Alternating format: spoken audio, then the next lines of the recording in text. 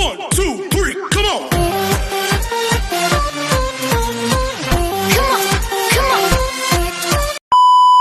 Hello beautiful people! Welcome back to my channel. This is your Mama Sam. Hola mga amigo, amiga, kumare at kumpare. Kamusta kayong lahat? Sana lahat po kayo ay okay at safe ngayong araw na ito. At syempre, kung ako naman ang tatanungin nyo, nakikita naman ninyo ang beauty ng Mama Sam ninyo, fresh overload pa rin, di ba? Ganyan talaga kapag umiinom ka ng maraming vitamin C plus kumakain ka ng maraming banana. Dahil sa banana, mas nakakaloka ang kagandahan ng Mama Sam ninyo. Charot! So, kamusta naman kayong lahat? Sana lahat kayo ay okay na okay ngayong araw ng Friday. So, happy Friday sa atin lahat ng bonggang-bongga. Oh my gosh, Friday to 13 pa lang ngayon, hindi ko na namalayan. Pero, syempre, dahil mabilis yung araw, so marami tayong ganap bukas at saka sa mga susunod pang mga araw. At ito na nga, syempre, patindi na rin ng patindi ang bakbakan dito sa Miss Universe Philippines. May mga nararamdaman ba kayong bigla parang nawawala sila sa eksena tapos merong mga umaangat? So, yon. And then, ngayong araw na to, marami akong hatid na chika sa inyo na talaga naman, oh my gosh, magtataas ang kilay ninyo ng bonggang-bongga. Pero syempre, bago ako chumika, gusto ko muna syempre magpasalamat sa walang sawang tumatangkilik dito sa Mama Sam Vlog. Araw-araw, lagi-lagi. Maraming salamat po sa pagmamahal at support na binibigay ninyo. At saka syempre sa mga bago nating subscribers, hello po sa inyo lahat. Welcome to my channel. At hindi lang yan, syempre, sa mga makasolid na makamamasam dyan, grabe ha. Maraming salamat po sa inyo lahat. Kaya naman ngayong araw na to, marami akong hatid na chika sa inyo na talaga naman, oh my gosh, magtataas ang kilay ninyo ng bonggang-bongga sa mga pag-uusapan natin ngayon.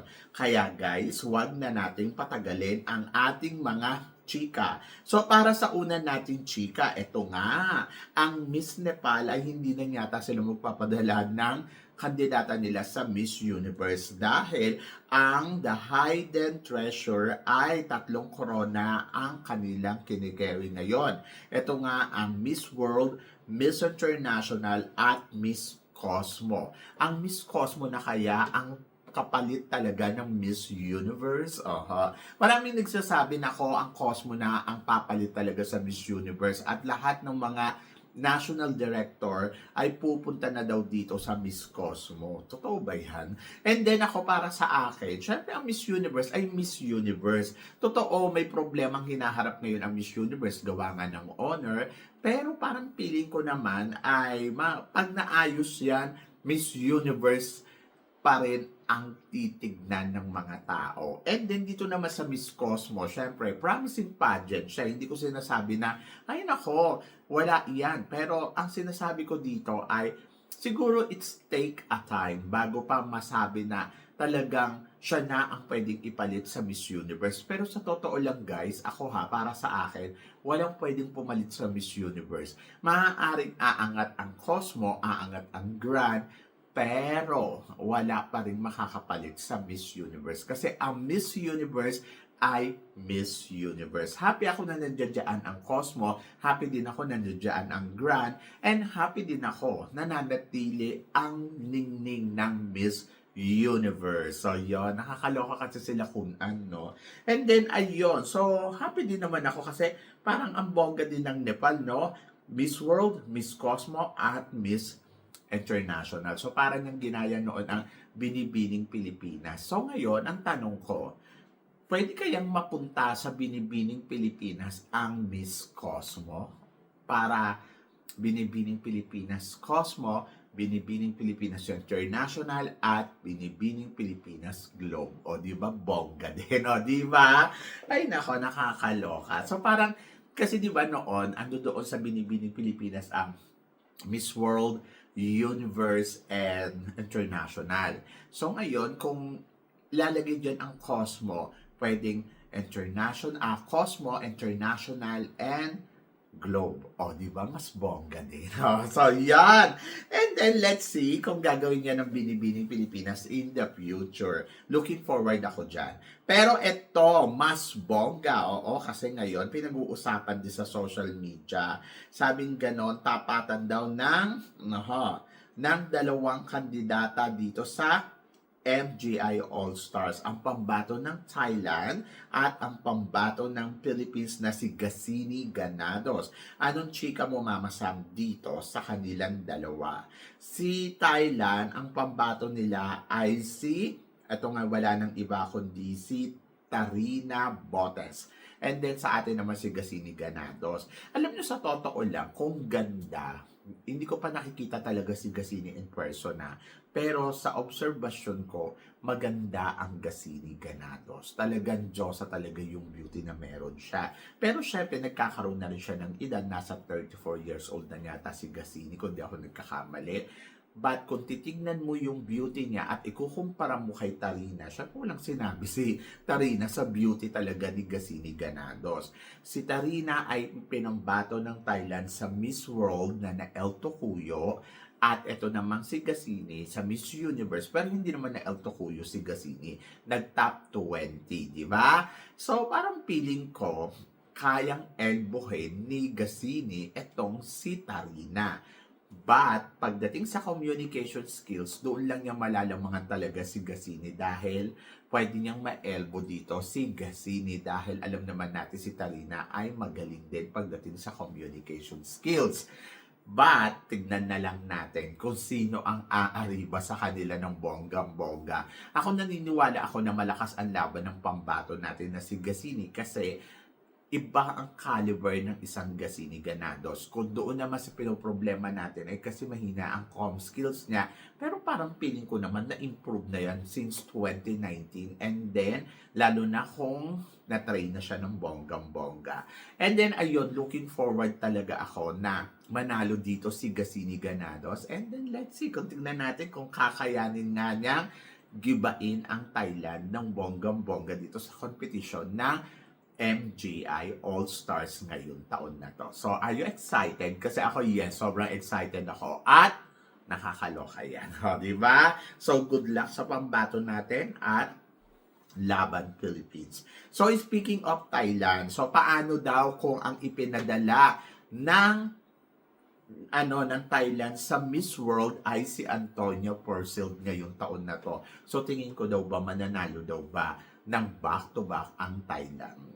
Hindi pa din. Charot. Depende. Sa totoo lang, syempre mas malakas yung laban nila kasi first runner-up si Antonia sa Miss Universe. And then, maaaring yung kabaitan ni Antonia makita ni Madam Julia. So, malaki yung chance na i-back-to-back talaga ni Madam ang Thailand sa Miss World kung si Antonia ang ilalaban. Pero kasi syempre, ang tanong dyan, lalaban ba si Antonia at qualified pa ba siya sa age limit ng Miss World? Actually, nung unang plano nila, si Antonia ang ilaban nila sa Miss World. Kaya lang parang natakot ang Thailand na matalo si Antonia uli one more time. Kaya pinush na nila itong si Oppo. Kasi si Oppo, kumbaga parang kung ano man yung kahihinatnan ay alam mo yon, okay lang sa kanila. Kaya si Antonia kasi naging Miss Supranational, tapos natatakot sila na baka tuluyan mawala sa eksena. Pero sa totoo lang, kung ilalaban nila si Antonia, parang feeling ko malakas naman yung laban ni Antonia. Lalo na ngayon na nakuha na nila yung first crown. So maganda na ilaban nila si Antonia dito sa Miss World para tuluyan nilang makuha ang back-to-back win sa Miss World. Pero ang tanong, gusto nga ba ni Antonia lumaban uli one more time? O, di ba? So, hindi imposible yan, guys, ha? So, yon ang para naman sa sumunod natin, chika, sabi ganon, MGI 2024 ay si CJ Opiasa. MGI 2025 naman sa Emma Tiglao. Possible daw na MGI All-Stars ngayong taon na to ay si Gassini Ganados. Guys, paalala ko lang magkaiba yung MGI na Miss Grand International, magkaiba din ang MGI All-Stars. Kumbaga parang brand iisa, pero magkaiba sila. So, yon. So, dito sa All Stars, ito ay hindi siya annual pageant. Every 6 months magkakaroon ng pageant para siyang reality show. Ganon, na parang Pinoy Big Brother. Kapag may natapos na, meron na naman susunod. Ganon ang MGI All Stars. Pero dito naman sa Miss Grand, another eksena naman to. Ito yung annual pageant na every year na nagkakaroon ng pageant. So, kumbaga parang kung isasabay mo siya sa Miss Universe, sa Miss Cosmos, sa Miss kung ano-anong Miss, Miss Grand International. Pero yung MGI All Stars, hindi pa natin alam. But, tulad nga na sinabi ko, magkaiba silang pageant. Hindi sila parehas. Hindi ibig sabihin kapag nanalo tayo ng MGI All Star ay naka-triple crown na tayo sa MGI. Hindi po. Magkaiba sila. Kaya nga 'di ba sinasabi ko, dati gusto ko sumali si Gasini Ganado sa Miss Grand Philippines. And then gusto ko rin siya sumali sa supranational. And then sinasabi ko din na gusto kong sumali si Michelle D sa Miss Grand Philippines more than dito sa MGI All Stars. Kasi parang hindi pa natin subok yung MGI All Stars. Bago pa lang siya. But tingnan natin kung ito nga ay mag-shine like a diamond stars sa mundo ng pageantry. Kasi bago nga yung ino-offer nila. So, hindi ko alam. At dito, sari-sari mga candidates. Kumbaga na parang nagkaroon lang sila ng idea na katulad ng Miss Universe. And then, parang gusto nila na parang, I think, kabugin ang Miss Universe ng bonggang-bongga. Pero dalawang brand. Parang dito lang yan eh. Mama Sam Vlog at saka Sam Bruce's Crown. Diba? Tatlo yung channel ko. Pero magkakaiba sila. Kung tutuusin, iisa lang yung topic, it's all about pageant, pero magkaiba yung atake. So, ganun din yung MGI All Stars. Ganon! Ay, nako, nakakaloka. But good luck sa pambato natin. I hope na si Gasini ang kauna-unahang maging reyna dyan sa MGI All Stars. Dan ako excited. Pero ito ang sumunod na chika. Pambato ng Brazil. Sa Miss Cosmo. Sobrang ganda daw. At ito na nga ba ang kakabog kay Myanmar ng bonggang-bongga. At sino kaya ang itatapat natin dito sa Miss Cosmo? So si Gabriel sa Nelato ang pambato ng Miss Cosmo Brazil. O, di ba? Katatapos lang mag-announce nung nakaraang ng Myanmar. So, ito naman ngayon, biglang nagpasabog ang Brazil na, hello, ito ang candidates namin. So, syempre maganda. Sa ganda, maganda. Pero hindi pa natin alam, di ba? Lalo na ngayon, parang, ayun nga, may nababalitaan nga tayo. Nako, si Myanmar, dito masisira talaga ang Miss Cosmo. Kapag nanalo si Myanmar dyan, dahil may mga chika-chika nga daw na, ay nako, baka magkaroon daw ng mekos-mekos. Pero ako naman, parang hindi muna natin yung isipin. So, dapat hintayin na muna natin kung ano magiging resulta ng pageant. Ako, to be honest, hindi pa ako na-excite sa Miss Cosmo. Para kasi siyang sa akin, parang, okay, yung branding niya, ito. Pero, kung titignan mo naman sa Miss Universe, I go for the Miss Universe. Ayusin lang talaga yung pagkuha ng resulta, bongga pa rin ang Miss Universe para sa akin. At saka yung mga girls na sumasali doon, talagang kalidad. So, maganda yung pambato ng Brazil. And then, tignan natin kung kakabog nga ba siya sa Miss Cosmo, di ba? Kung si Atisang ang ganda-ganda sinayang lang ng Cosmo di ba? So, yon. So, kapag may gusto kasi ang Miss Cosmo, ayun ang kinikilingan nila. Kaya parang pili ko, ay, hindi pa. So, pero maganda yung pageant nila this year. And then, tingnan natin in the future kung paano pa mas bobongga, mas kakabog ang kanilang pageant. Di ba? At para naman sa sumunod natin, chika, pambato ng Baguio. Lumalaban. So, lumalaban nga ang pambato ng Baguio dito sa Miss Universe Philippines. At anong masasabi mo kay Roxy Mama Sam? To be honest, lagi ko naman sinasabi sa inyo na atong kandidatang to, hindi mo pwede underestimate yung kakayahan niya. Kahit pa sabihin mo, ay maliit naman siya, ay nako, malawak ang utak niyan at magaling yan pagdating sa communication skills. Kahit pa sabihin mo ang daming matatangkad dyan, kaya niyang kabugin niya ng bonggang-bongga dahil ang galing ng pambato ng Baguio ay hindi to basta-basta. Dahil marunong talaga siya in terms of performance, talagang magpe-perform yan, pasabog, kaya niyang magpasabog, at higit sa lahat, bongga yan pagdating sa communication skills. So, hindi ka mabibigo dyan kapag Q&A na talagang aabangan mo kung paano yan sumagot. At hindi imposible na makuha niya ang corona ng Miss Universe Philippines or makakuha siya ng another crown. So, yun ang meron ang pambato ng Baguio dito sa competition ng Miss Universe Philippines. Ako kinoconsider ko yan. Pwede maging Miss Charm, pwede maging Miss, ano tawag dito? Universe Philippines, and then pwede din siya maging Miss Eco. So medyo parang nalalapit siya sa Eco kasi parang alam natin na galing siya sa Miss Earth at magaling ang kanyang comm skills, kaya parang feeling natin ay ilalaban niya ng Eco. Pero tignan natin kung ano ang magiging eksena ni Roxy at ano nga ba ang magiging ending ng kanyang laban dito sa Miss Universe Philippines ngayong taon na to. At doon ako excited, di ba?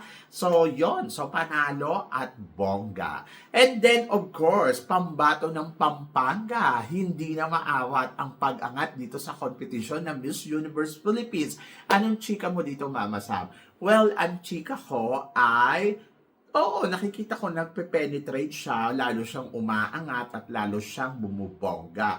Maganda naman kasi talaga si Pampanga, hindi ko naman sinasabi na ano, pero nandoon tayo sa part na tignan natin kung ano ang magiging eksena at ganap niya, lalo na pagdating sa finals night. So for now, talagang masasabi mo, may laban ang pambato ng Pampanga. Sabi ko nga sa inyo, hindi rin ako magugulat kung siya ang maging Miss Universe Philippines kasi marami nga nagsasabi na, ay nako, medyo mahina ang comm skills niya. Pero guys, hindi mo din alam, mamaya napatapat sa kanya yung magandang tanong at nasagot niya yon ng bonggang-bongga. Eh di jackpot. Sabi nga ni Gloria Diaz, basta may luck ka nung gabing yon, mananalo ka ng Miss Universe Philippines at hindi to imposible mangyari kay Pampanga.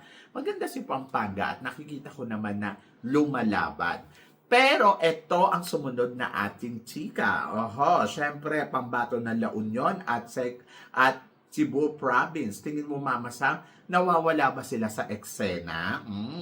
Sa Cebu Province, nandiyan pa din, lumalaban ng todo-todo. At nakikita naman natin na sumasabay talaga siya sa lahat ng mga kalaban niya dito sa Miss Universe Philippines. Kumbaga, meron siyang sariling laban at hindi siya nakafocus kung sino ba yung umaangat, sino ba ang bongga. Ayun ang magbongga kay Miss Cebu. Siyempre, looking forward pa rin ako sa mga magiging ganap niya, lalo na sa mga nalalapit na competition, sa swimsuit competition. Ayun. So, tingnan natin kung paano magpapa-under ng bonggang-bongga ang pambato ng Cebu Province. And then, of course, kay La Union naman, hindi ko naman nararamdaman na bumababa sila Union, pero nandoon ako na sabi ko nga kailangan pa rin mag-ingat kasi kahit pa sabihin natin ako siya ang malakas na lumalaban dito at kalaban, pero kasi syempre ang target din ng iba ay makuha ang corona ng Miss Universe Philippines.